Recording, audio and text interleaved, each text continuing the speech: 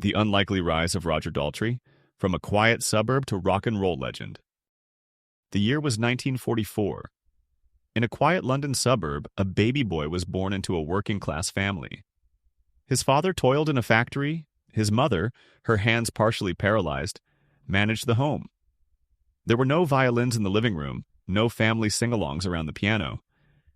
No, this boy's childhood had little to do with music.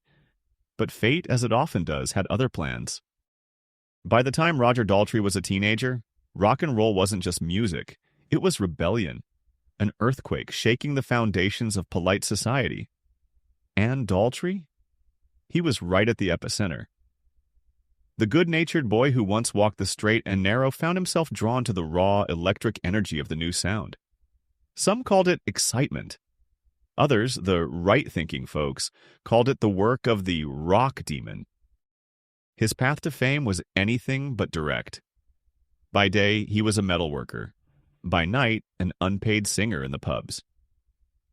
His first band was called the Detours, an apt name for a journey full of twists and turns.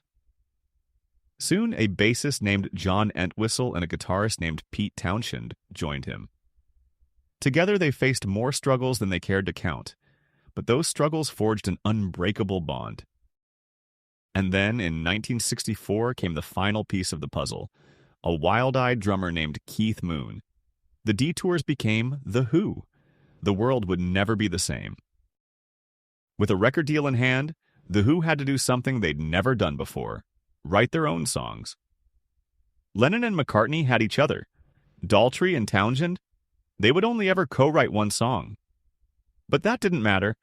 The band's first single, I Can't Explain, set the tone. Their debut album, My Generation, turned up the volume. Roger Daltrey, his voice a thunderclap, his microphone a whirling weapon, became the face of a movement. The years that followed were a roller coaster, a live album for the ages, live at Leeds, a rock opera that shouldn't have worked but did, Tommy, an over-the-top masterpiece, Quadrophenia, and a few shocking, heartbreaking moments along the way. As a solo artist, Daltrey never quite reached the heights of The Who.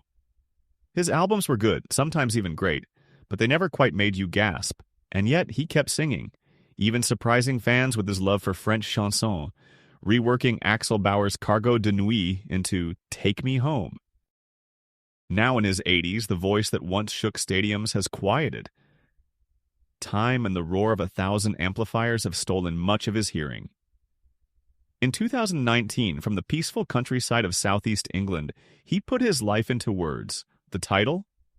My Generation.